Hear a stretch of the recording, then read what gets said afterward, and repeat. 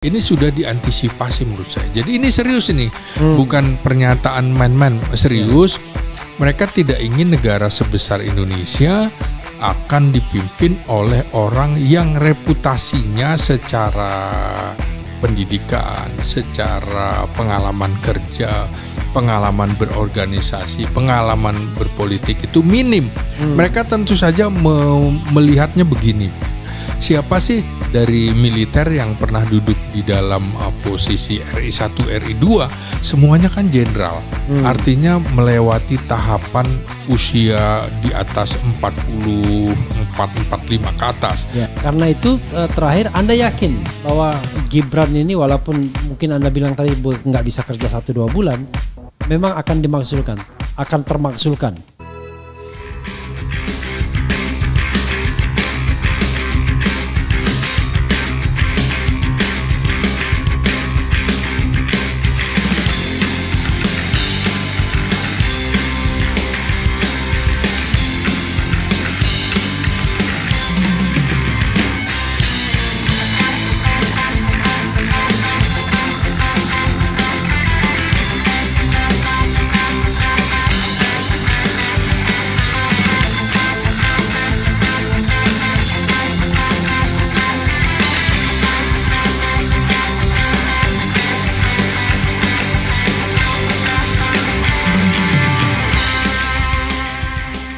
Jadi Anda meyakini bakal ada reshuffle dan itulah seharusnya juga dilakukan oleh Prabowo. Iya. Nah berikutnya ini yang ngeri-ngeri sedap. Ya, saya pengen yang penting-penting dulu, yang bisa workable, yaitu kita bacakan terkait dengan Fufufafa ya, yaitu tuntutan ke-8. Mengusulkan pergantian wakil presiden kepada MPR karena keputusan MK terhadap pasal 169 huruf Q Undang-Undang Pemilu telah melanggar hukum acara MK dan Undang-Undang Kekuasaan Kehakiman. Saya tidak ingin membahas alasannya karena kalau menurut saya dari sisi hukum tata negara alasannya sangat lemah ini.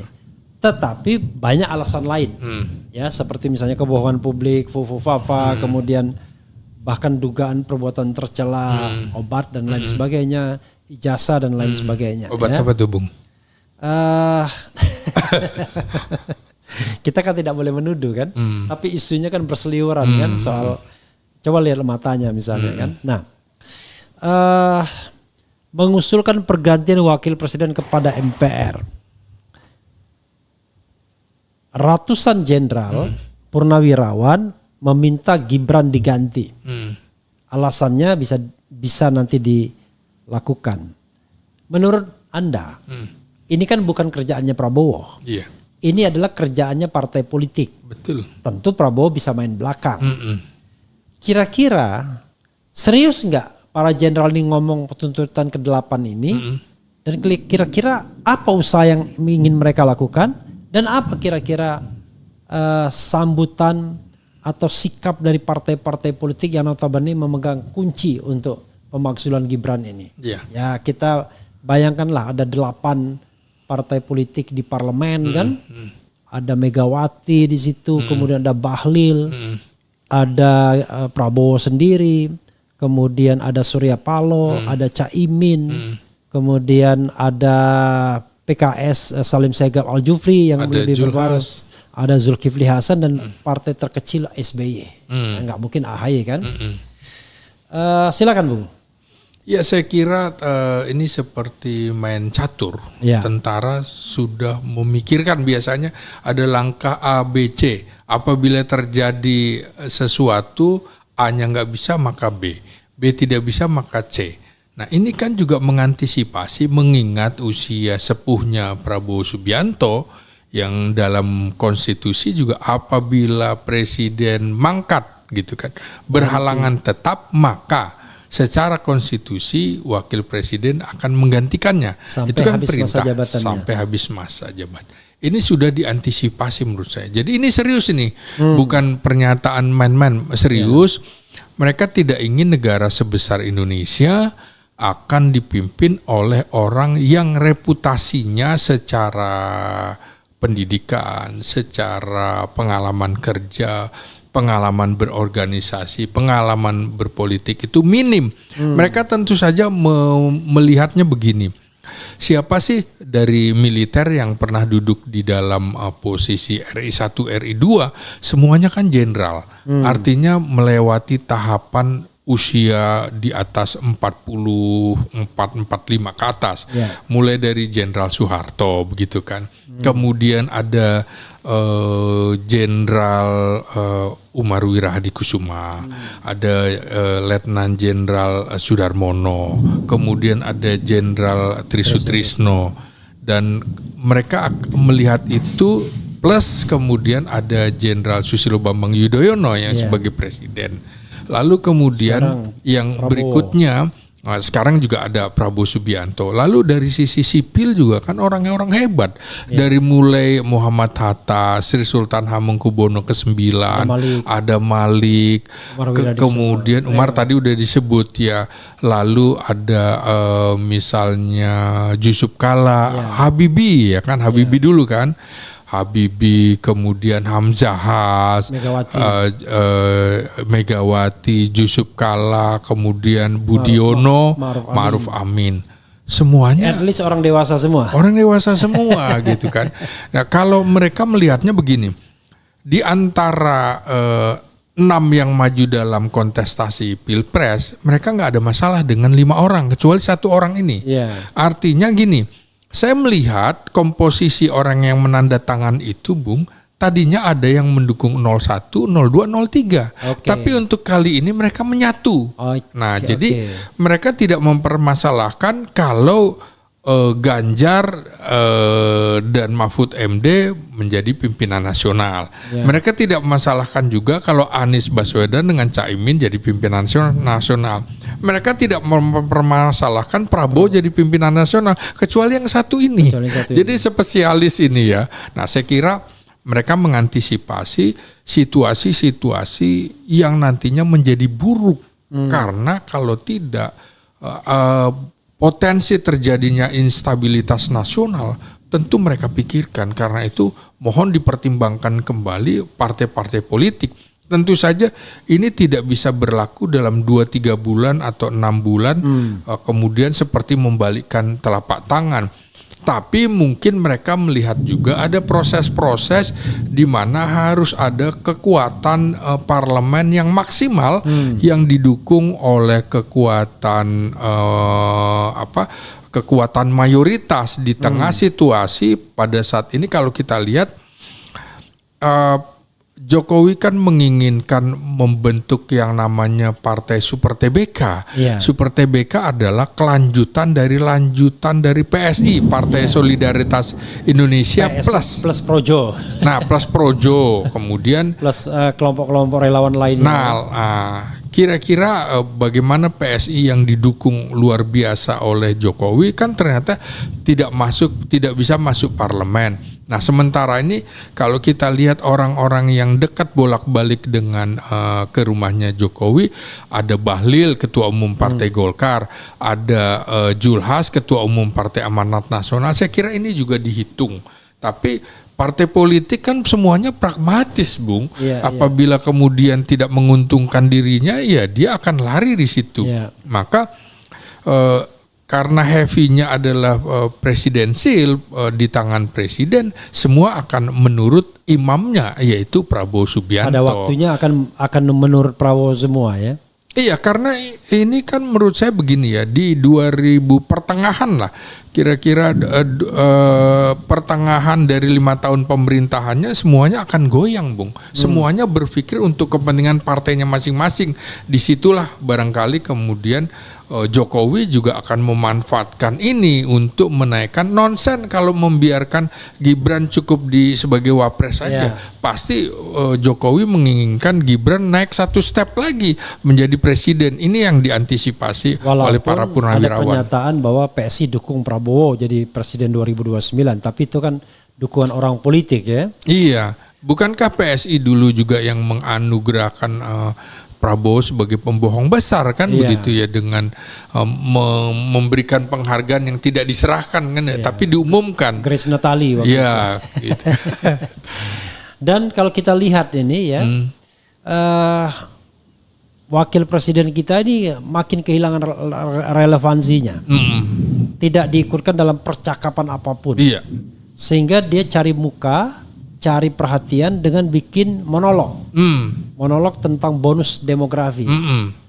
Yang barangkali lebih dekat dengan dirinya. Anak muda. Ya, teman-teman dan lain sebagainya. Saya tidak tahu ya apakah ketika dia bicara dia merasa bahwa dirinya wapres. Jangan-jangan dia merasa dirinya generasi muda. Iya. Tetapi fakta mengatakan ternyata banyak yang dislike. Dislike-nya itu sampai 92% paling tidak ya, catatan terakhir saya. Yang like-nya itu cuma 2.754, sementara dislike-nya 31.023 alias 92%.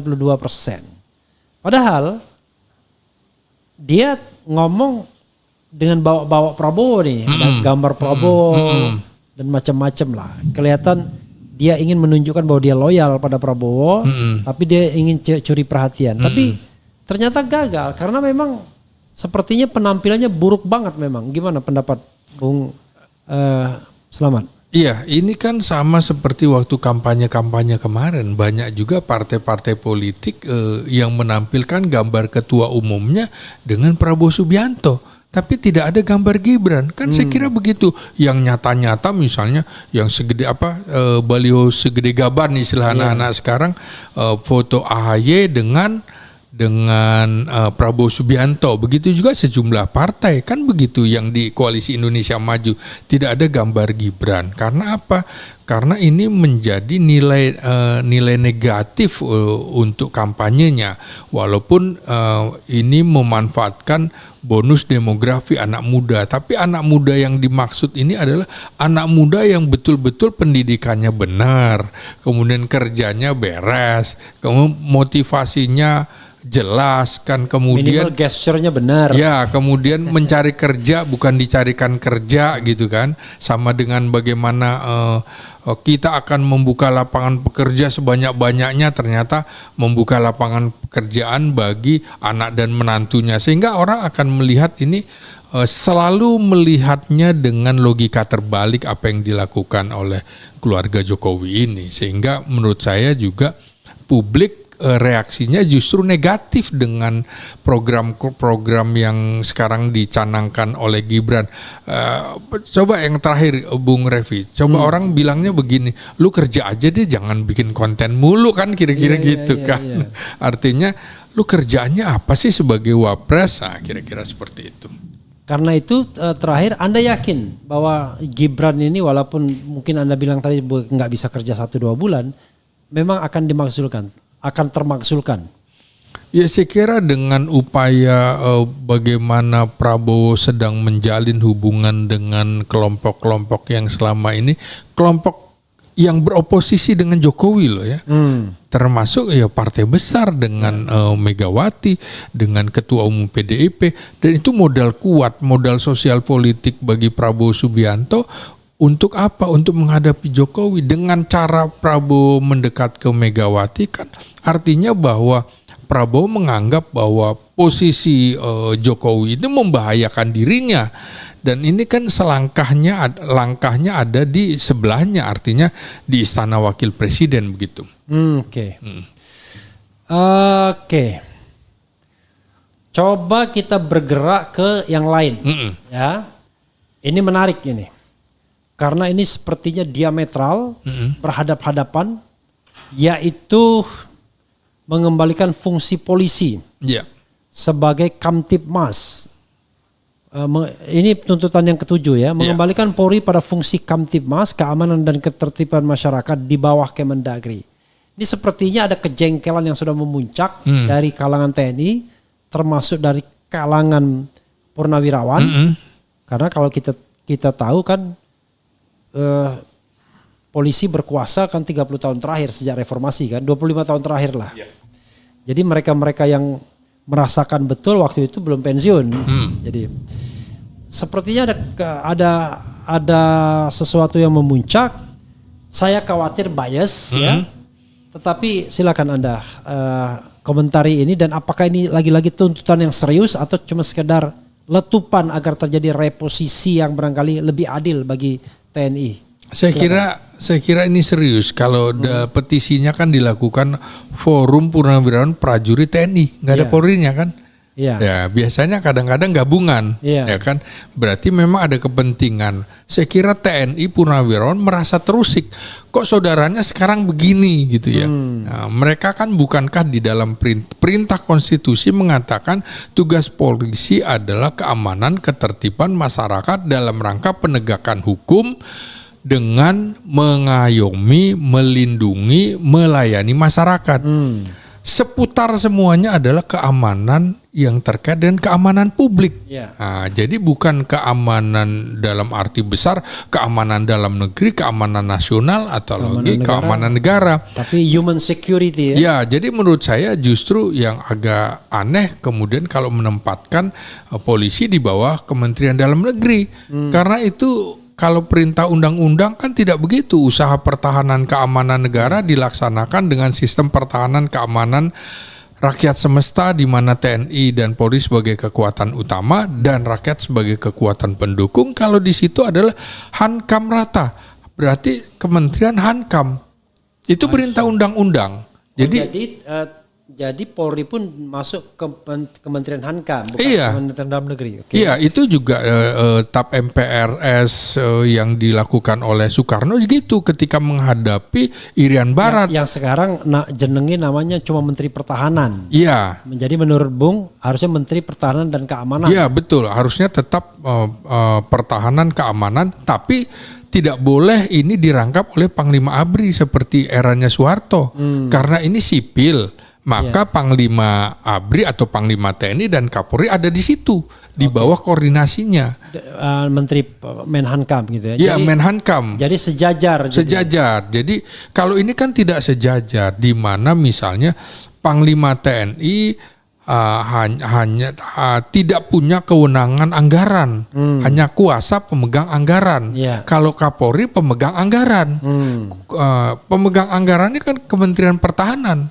Sementara Panglima TNI dan Kepala Staf Angkatan kalau situasi darurat lapor dulu kepada Menhan, kemudian baru Menhan mencarikan uangnya ke Kementerian Keuangan. Nah, sementara kalau Kapolri langsung minta ke Kementerian Keuangan.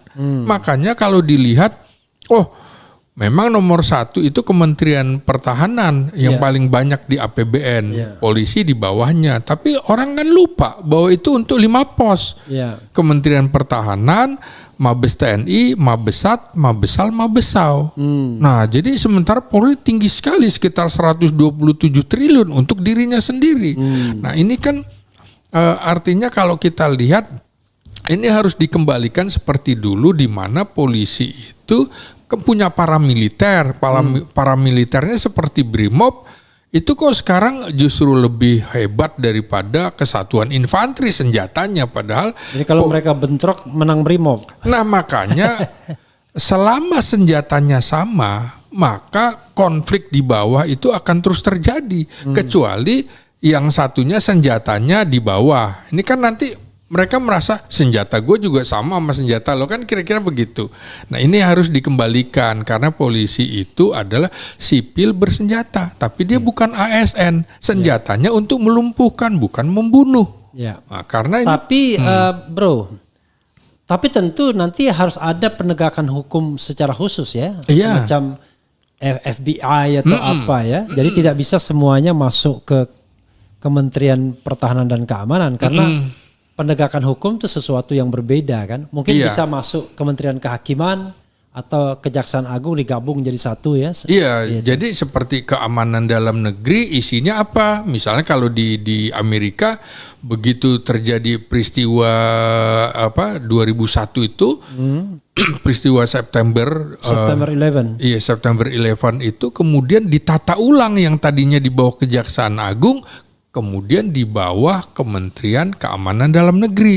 Keamanan Dalam Negeri siapa? Badan Siber Sandi Negara, Badan SAR Nasional, Badan Penanggulangan Bencana, kepolisian di bawah itu. Jadi itu luas seperti Menko gitu kira-kira. Maka harus dikembalikan. Nah, ini dulu juga sama. Ketika berdirinya kepolisian kan polisi dibagi dua, polisi istimewa dengan polisi konvensional. Polisi istimewa yang kemudian jadi BRIMOB itu, Bung, itu kan bersama TNI menumpas pemberontakan. Sementara polisi konvensional lebih menjalankan perkara hukum, nah gitu. Oke, tapi intinya Anda tidak setuju kalau ke Kemendagri, tapi Anda setuju kalau dia tidak lagi di bawah presiden gitu ya, secara langsung. Nah, di bawah presiden, tapi koordinasi administrasi di bawah Kementerian Pertahanan Keamanan. I know. Karena artinya mereka tidak langsung. Iya, karena mereka alat negara. Alat negara maka di bawah kepala negara. Sementara Kementerian Pertahanan Keamanan itu adalah alat pemerintah, kan kabinet. Kementerian itu pemerintah. Nah, jadi harus dibedakan itu. Oke, intinya mereka tidak boleh gabung-gabung di kabinet ya? Iya. Tidak boleh cawi-cawi di kabinet. Betul. Apalagi ikut pemenangan pilkada dan pilpres. Apalagi itu. Itu nista namanya. Iya. Menista diri sendiri. Menista diri sendiri ya, tidak sesuai dengan tupoksi yang bahkan mengkhianati konstitusi ya. Iya. Oke. Ini ada lagi yang kelima ya. Kelihatan betul.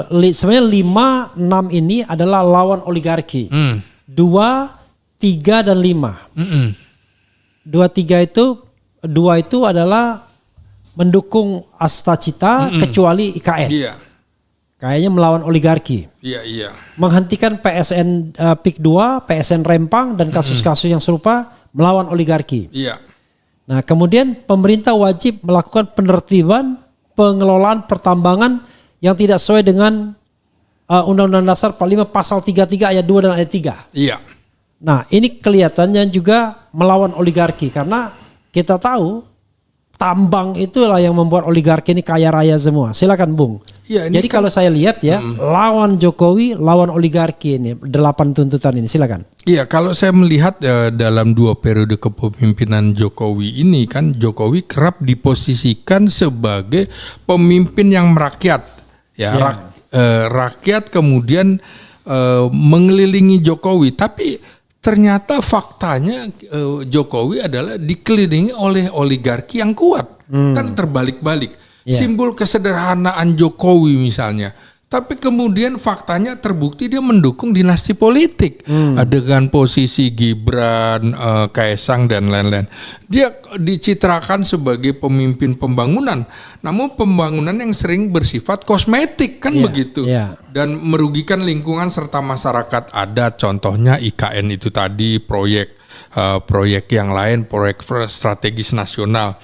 Katanya Jokowi juga netral dan demokratis, tapi di akhir masa jabatannya terkesan melanggengkan kekuasaan melalui manipulasi, diduga memanipulasi hukum melalui Mahkamah Konstitusi sehingga menyebabkan Gibran masuk sebagai wakil presiden.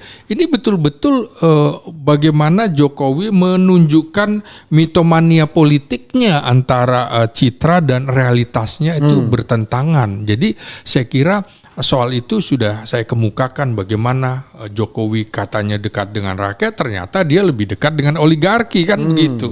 Katanya demokratis, ternyata dia adalah simbol yang mendukung dinasti politik. Jadi betul-betul citra Jokowi itu harus dibaca terbalik begitu, Bung. Nah, sama dengan bagaimana erosi kepemimpinan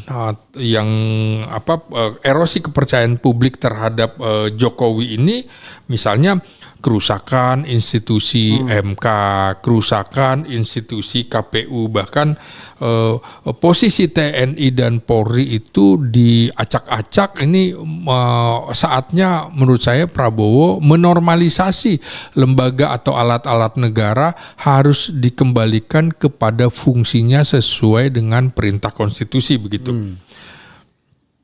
Ya, tetapi menurut Anda ya, kalau bayangan saya, kenapa Jokowi itu kuat? Karena dia masih memegang atau dipegang oligarki yang menguasai ekonomi Indonesia. Dan apa yang dituntut oleh Purnawirawan tadi adalah betul-betul berhadapan atau berbenturan dengan oligarki. Iya. PSN, Rempang, kemudian tambang dan lain sebagainya. Kira-kira ini bakal diperhatikan atau tidak? Karena sekali lagi ini tentara tue yang tidak punya resources lagi, pasukan pun mungkin sudah tidak lagi ada yang patuh. Sebanyak kan kelebihan Prabowo adalah dia ngopeni. Betul. Tapi tentara-tentara yang duitnya nggak banyak nggak bisa ngopeni dia. Kalau bahasa Melayu Malaysia kan laskar tak berguna katanya. Laskar tak berguna. Tapi ternyata dia ingin tetap berguna. Kan? Oke. Kira-kira kan kalau kita lihat misalnya Prabowo itu kata Syahganda adalah seorang sosialis. Iya. Seorang yang betul-betul anak kandung dari PSI itu, Partai Sosialis Indonesia, di mana bapaknya juga sosialis. Kader PSI yang tersisa saat ini antara lain Rocky Gerung, termasuk juga Prabowo. Nah, di sisi lain, ini orang kan pasti berpikiran neolib, kapitalistik dan lain sebagainya, yang akan ditumbuk oleh para jenderal ini. Bagaimana Anda melihat kemungkinan Prabowo menegakkan ideologinya yang diyakini orang sebagai seorang sosialis ketika dia akan berhadapan dengan katakanlah naga-naga ini? Ya, tentu saja Prabowo ingin cita-citanya Indonesia Emas 2045 kan cita-cita kita semua, persis satu abad Indonesia ya, bagaimana Indonesia maju. Tapi kan dia juga terbuka kemungkinannya bahwa Indonesia akan hancur, kan begitu ya. Dari apa? Dari kepemimpinan 10 tahun Jokowi, warisannya membahayakan. Karena itu menurut saya Prabowo tentu saja berpikir bahwa dia harus bisa menumbuhkan kepercayaan publik lagi gitu kan. Di ujung pemerintahan Jokowi terjadi kehancuran trust gitu, kehancuran rule of law, kehancuran etos demokrasi, kehancuran solidaritas sosial, dan digantikan oleh polarisasi dan fanatisme politik yang sempit hanya karena pencitraan. Saya kira Prabowo harus juga memberikan kesempatan kepada publik bahwa pencitraan yang dilakukan selama 10 tahun itu bukan pilihan. Jadi harus berpikir bahwa mencari pemimpin, mengembalikan etos kerja, etos demokrasi, mengembalikan rule of law, itu harus dengan cara-cara itu tadi, penegakan hukum. Artinya misalnya kalau Prabowo bilang seperti kasus Pertamina ya, sampai kan dia kemukakan harusnya hukumannya 50 tahun gitu kan. Timah ya. Nah, ya itu artinya menurut saya sesuatu yang dulu ditutup-tutupi oleh eranya Jokowi sekarang kan muncul semua, Bung. Yang kita tidak perkirakan sekarang tiba-tiba apa sih yang akan dilakukan oleh Kejaksaan Agung. Jadi kita sekarang malah jadi lebih berharap kepada Kejaksaan Agung, Bung, daripada KPK. Nah, makanya menurut saya ini harus ditata kembali bagaimana menata rule of law-nya, kemudian menata demokrasi harus lebih baik lagi, kemudian juga perlawanan yang harus dilakukan oleh Prabowo adalah memberikan kesadaran politik kepada publik, kesadaran kolektif, misalnya bagaimana literasi politik, bagaimana kemudian memahami kekuatan sipil harus aktif, kemudian oposisi itu bukan sebuah sesuatu jalan yang hina. Kemudian juga jurnalis harus tetap kritis. Kita tahu di eranya Jokowi dianggap bahwa nyaris nggak ada yang mengkritik Jokowi, Bung, sejak tahun 2012. Ini kan harus kita bangunkan kembali. Pers juga, gerakan akar rumput, akademisi yang independen, seperti bagaimana kita membuat podcast.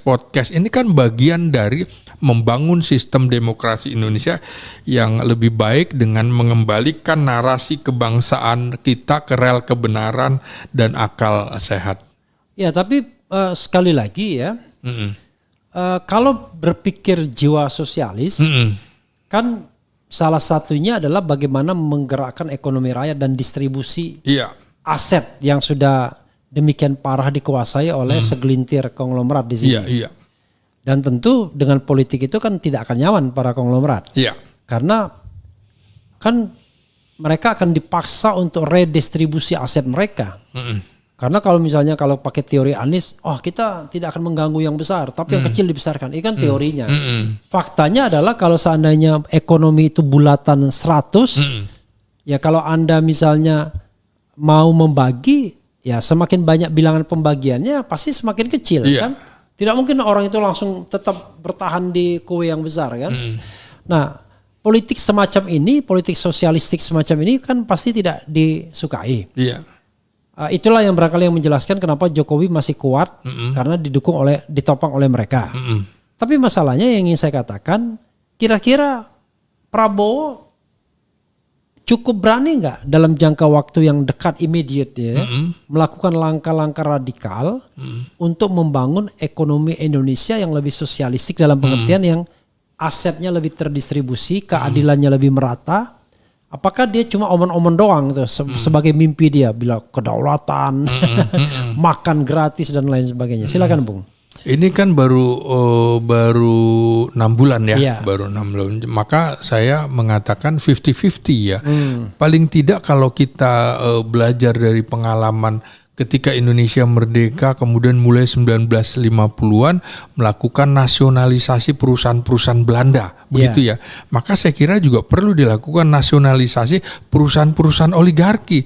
Nggak mungkin ditutup semua karena ini lapangan pekerjaan juga. Ini bisa menjadi aset negara. Merampas misalnya seperti kebun-kebun sawit itu kan dirampas buat negara yang nggak jelas. Ini polanya Prabowo sudah kelihatan akan melakukan, akan melakukan. Asal jangan dia kasihkan kepada keluarganya. Nasionalisasi itu dijadikan perusahaan negara. Ini kemudian menjadi lapangan pekerjaan baru bagi masyarakat kita yang sedang kesulitan mencari lapangan pekerjaan sekarang. Usul saya ya segera nasionalisasi perusahaan-perusahaan oligarki itu. Jangan kemudian ditendang begitu aja kemudian hanya menjadi barang rongsokan begitu. Nggak bisa dimanfaatkan. Dan cegah mereka melakukan capital flight ya. Ya persis. Atau memindahkan usaha mereka di negeri anta berantah. Bung, terakhir ini ya. Terakhir A, terakhir B. Terakhir A. Benar. Jadi hal ini sebenarnya, karena sebelum terakhir nanti kita akan bacakan komentar secara highlight, silakan komentari dan kita selesai. Jadi gini, ini bidang yang sebenarnya tuntutan yang saya tidak mau bahas karena sebagai orang tata negara saya memahami ini tidak mudah, yaitu kembali pada Undang-Undang Dasar 1945. Karena itu akan secara fundamental mengubah ketatanegaraan kita. Yang jelas tidak ada lagi pemilihan langsung, tidak ada lagi MK, tidak ada lagi DPD, tidak ada lagi KY dan lain sebagainya. Orang mengatakan, ya kan nanti di amandemen lagi. Loh kalau di amandemen lagi ngapain kita bilang kembali? Amandemen yang sekarang aja kalau kita mau perbaiki. Menurut saya paham betul ya, sekarang saya pernah diundang juga dulu ada Saidiman gitu ya dari Pepabri juga. Bicara mengenai kembali kepada Undang-Undang Dasar 1945 yang asli. Karena mereka nganggap undang-undang itu undang-undang tahun 2000 kata mereka. Undang-undang tahun 2002. Undang aspal, asli tapi palsu. Asli tapi palsu. Padahal saya mengatakan ya perlu pembicaraan yang luar biasa. Tapi saya serahkan kepada Bung untuk melakukan observasi soal apa sih kepentingan TNI ini selalu, terutama yang senior ya, selalu mengatakan kembali pada Undang-Undang Dasar 45 yang asli. Lalu fortunately, untungnya didukung juga oleh beberapa tokoh. Ya. Saya tahu misalnya Abdullah Hamahua mendukung itu, kemudian Ihsanuddin Nursi mendukung itu, Lanyala Mataliti juga mendukung. Banyak juga yang mendukung. Walaupun orang tata negara mengatakan, waduh, kalau kita kembali pada Undang-Undang Dasar 45, maka tatanan kenegaraan itu akan berubah belok lagi secara drastis. Silakan Bung. Ya saya kira semuanya perlu dievaluasi ya. Ketika kita membuat undang-undang dasar itu juga tergesa-gesa begitu ya. Tapi rapat-rapat BPUPKI kan juga perdebatan para the founding fathers sudah memikirkan itu semua, Bung. Bukan the founding fathers, the founding parents. Ada perempuannya juga soalnya. Oh gitu ya, oke. Ya para pendiri bangsa gitu ya, entah laki entah perempuan juga. Nanti dimarahin kita ya. Nah, menurut saya begini ya, undang-undang dasar di negara-negara lain juga sifatnya cuma mini, dikit aja. Namanya undang-undang dasar itu tidak ada penjelasan yang detail. Amerika singkat sekali, Bung. Nah, kemudian amandemen itu dimasukkan ke dalam adendum, ada penjelasan. Jadi yang asli waktu itu adalah tetap nggak boleh diubah. Karena begini ya, barangkali salah satu profesi yang di dalam Sumpah Prajuritnya tegas mengatakan menjaga pengawal ideologi atau paham filosofi bangsa adalah tentara, kan begitu. Maka dia melihat bahwa proses berdirinya negara dengan Undang-Undang Dasar tahun 1945 yang diputuskan pada tanggal 18 Agustus dan Pancasila 18 Agustus itu yang dipahami oleh tentara. Jadi saya pikir mereka akan tunduk dan patuh pada itu. Kemudian memang penuh perdebatan menurut saya hal itu. Tapi mereka merasa bahwa ada hal-hal di mana euforia reformasi membuat kita akhirnya juga terpengaruh oleh kepentingan-kepentingan asing, kepentingan-kepentingan ideologi atau paham-paham bangsa lainnya. Maka mereka harus juga menjaga, kemudian mengingatkan bahwa kita dulu pernah punya Undang-Undang Dasar 1945, kemudian juga lalu pernah juga Undang-Undang Dasar sementara 1950, toh akhirnya setelah 9 tahun kembali lagi ke Undang-Undang Dasar 1945. Artinya apa? Kalau mau amandemen dan lain-lain, itu kuncinya adanya di militer. Dekret presiden kalau tidak mendapatkan dukungan militer itu nonsen. Sama dengan waktu Gus Dur melakukan dekret tapi nggak ada dukungan dari militer, maka tidak terjadi. Jadi menurut saya kita sebenarnya punya yang namanya di barat trias politika, ada eksekutif, legislatif, yudikatif. Kita cukup punya hal yang lebih lengkap, 5 lembaga, ada BPK, ada DPA, di mana kemudian MPR sebagai lembaga tertinggi negara. Masuk akal, Bung. Ini kan tidak pernah ada evaluasi bagaimana kalau presiden melakukan sesuatu yang melanggar, di mana MPR kembali hanya sebagai lembaga tinggi negara. Jadi saya kira harus juga dievaluasi. Kalau memang harus kembali ke Undang-Undang Dasar 45 yang asli atau dengan catatan yang sudah terjadi dimasukkan ke dalam penjelasan, Undang-Undang Dasar 45 tetap dilakukan. Memang ada beberapa catatan, misalnya soal cukup 2 periode itu kan juga artinya kontrol kekuasaan itu memang harus dikontrol. Power tends to corrupt and absolute power corrupt absolutely. Itu menjadi patokan kita yang belajar tentang demokrasi, belajar ilmu politik, belajar hukum tata negara. Jadi tidak bisa membiarkan, termasuk membiarkan aparat negara bersenjata tanpa kontrol dari kita, gitu. Tak boleh membiarkan polisi dan tentara berpolitik, kan begitu? Ya boleh berpolitik, tapi politik negara. Bukan tidak boleh politik bukan praktis. Politik praktis. Iya. Jadi politik negara itu politik yang tercantum dalam konstitusi. Iya. Bukan yang tercantum dalam kemauan presiden atau para menteri. Nah, makanya kan tidak boleh lagi TNI aktif atau presiden menganggap dirinya saya panglima tertinggi TNI, nggak bisa. Itu sebutannya adalah pemegang kekuasaan tertinggi atas angkatan darat, laut, udara, dan dilaksanakan oleh Panglima TNI-nya. Dulu memang ada waktu tahun 1949 pada waktu RIS sebutannya memang panglima, panglima tertinggi. Ingat nggak? Surat perintah 11 Maret, Soekarno juga mengklaim dirinya kan sebagai presiden, panglima tertinggi TNI, panglima TNI angkatan perang, dulu angkatan perang waktu, terus juga panglima pemimpin besar revolusi. Itu keliru sebenarnya. Nah, makanya waktu Soekarno mulai pakai tongkat itu gara-gara tahun 1949 Bung, memang sebutannya Panglima Tertinggi, tapi di UDS 1950 nggak ada, UUD 45 juga nggak ada begitu. Ya ini itu dalam kepentingan sebagai kepala negara, tapi itu pun kan tidak day to day politik. Persis. Kan? Jadi misalnya menyatakan perang, iya. Boleh itu, tetapi kan tidak setiap hari kita perang. Iya.